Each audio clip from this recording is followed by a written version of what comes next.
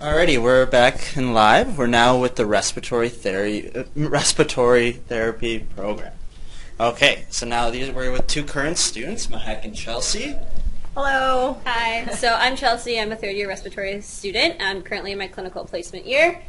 And same for me, I'm Mahek. I'm in my third year of clinical placement in respiratory therapy. And we're actually both at the same hospital. So we get to work together all the time. Look at that. So we're going to guide you through and show you a few different setups that like respiratory therapists do on a daily basis or you see quite often in the hospital setting.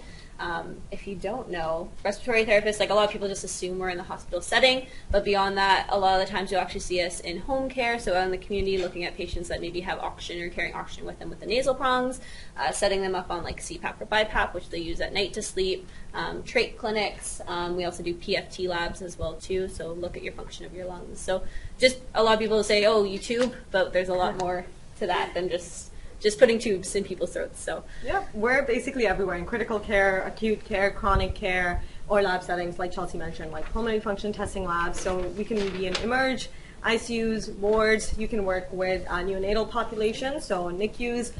You can work with pediatrics. So there's a wide variety of ranges, and no one day is the same, right? Like every single day you go in and you expect something different, which is one of the draws for me to the program. I thought it was really exciting and something I'd be interested in for the rest of my life. Yeah, you can lots of movement around in the profession for sure. Like you learn about all the different areas when you're in school, but you don't have to stay in just one area. There's definitely like lots of movement you can do.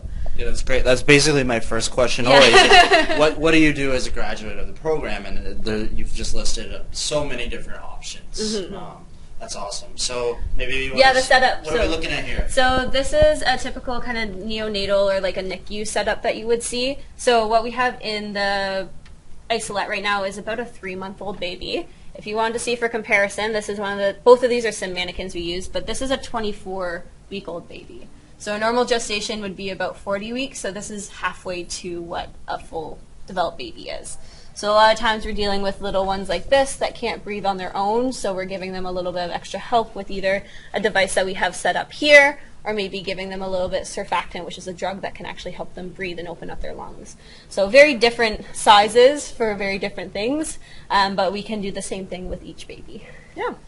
So over here, if you just zoom in to the isolette a little bit, you're seeing a nasal CPAP put on. It's a really straightforward setup that you might see in lots of NICUs.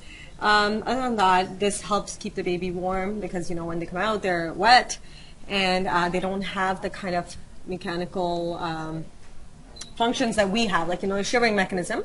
So this is basically to protect them. Just one of the many things that we do on a day-to-day basis. So I'm going to slip this guy right back in here, even though it's not a normal setup. Yeah, don't usually have two babies. So we'll pan over this way. Here you can see some students and Jason trying to intubate, which is one of our other cool things that we do as respiratory therapists. Jason, did you want to talk a little about what you're doing here at your station? Yeah, so we're intubating for our patient unconscious right now. And basically we have a tube that is pretty long and pretty flexible.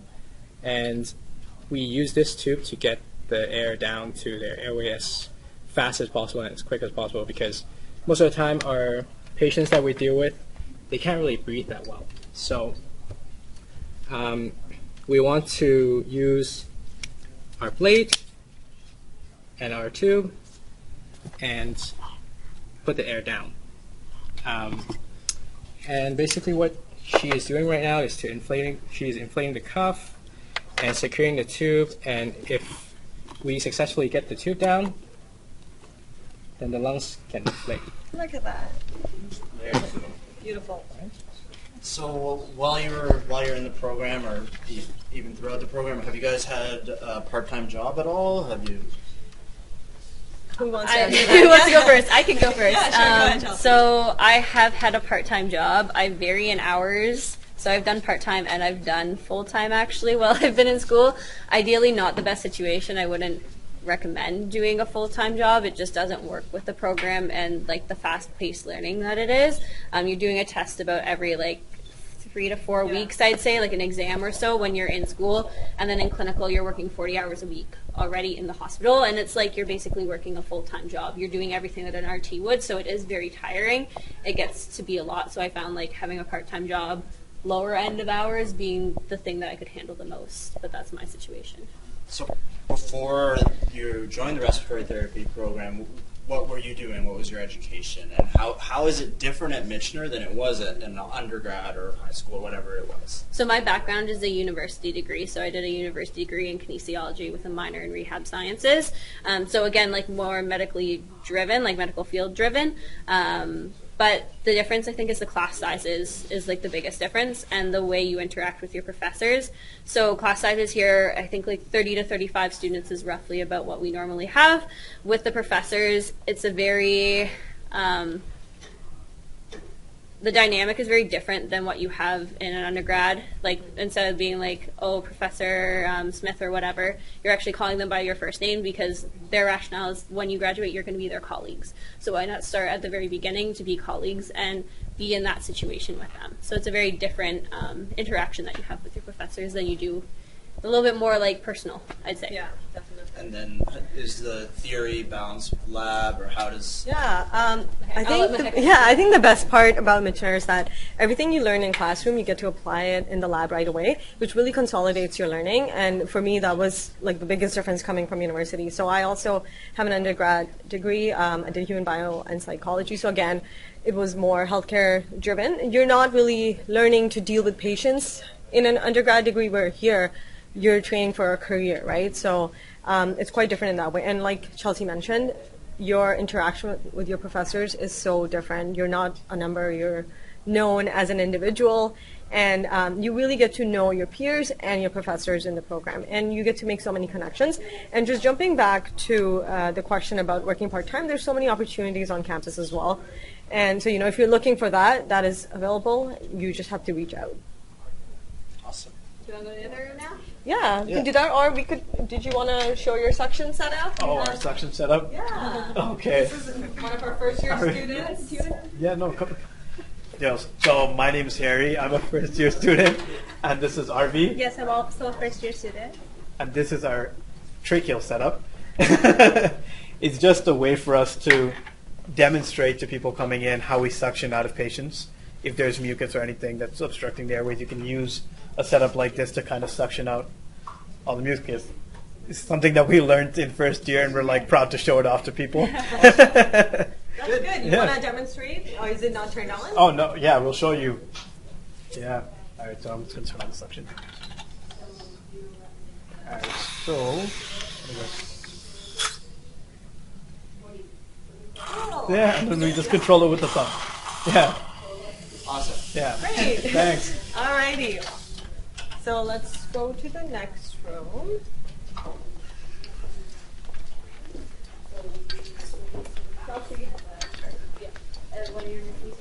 Okay. So Mahak, you're a clinical. Where are you at your clinical? I'm at St. Joe's right now. Oh, Yeah. this is St. Joseph's Hospital. That's right. But they didn't give me a name. And how are you enjoying clinical? It's really great. Lots of learning happening in clinical. Everything you've learned in labs and classrooms, you can actually apply it in real life. Right now, instead of working on mannequins, you're working on real patients, and it's really great because you're putting it all together, and it's all coming back. The stuff we've learned it over 2 years, and you go into clinical, and some of the things that you're asked to do, it was something you learned 2 years ago in your semester 1. But it really comes back to you because we do have a summer simulation semester going into clinical, so it consolidates and basically a great review on how to do certain things. Yeah, so let's come on into one of our other labs. Here we have some second year students that can show you what some of the setups are here. Yeah? Okay, great. Yeah, right now we just have a ventilator set up. RTs, all about the ventilators, so we can control how we're ventilating the patient, how big the breaths are going in, how fast they're breathing, different things like that. We have 4 ventilators too that we see in our program. So first year we see these 2 ventilators here, and then we have all of the 4 ventilators set up here. that we'll see throughout our program. Also, if we go over on this side here, we have an art line set up here in order to take blood gases. Once we've taken a blood gas, often respiratory therapists will analyze the blood gas on our analyzer on this side over here. This will give us information on how the patient's doing and how they're breathing. So it'll give us information on what the oxygen level is in our blood and also the CO2 levels in our blood, which will then let us know how they're breathing and if we need to make changes to the ventilator, for example. Also in this room setup, we have a CPAP machine. So if we want to head over on this side.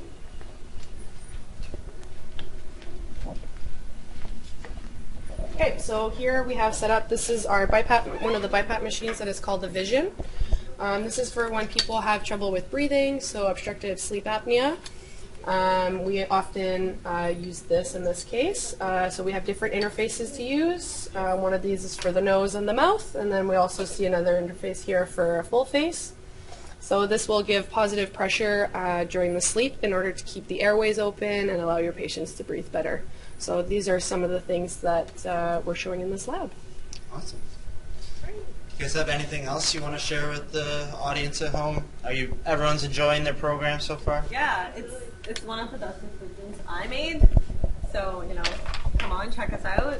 And I believe we have more events coming up, or they can always come in for a tour, right? Yeah, so you guys can come in for a tour, but we're also moving towards cardiovascular perfusion and anesthesia assistant, which are options for RTs after you're done. Right, yeah. At the end of your program, is there a certification exam? What's your knowledge on that? Yeah, so there is a board exam that you have to do after you finish your clinical placement. So basically you write that exam and you get your certificate to practice. Yeah, and then like you mentioned, anesthesia assistant program and cardiovascular perfusion. Those are some of the other options that you can pursue after you finish respiratory therapy. But other than that, I think we've covered most of the topics. Did you have any more questions? I think that's good. Thanks, guys. All right, thank you. Stay tuned. CVP up next.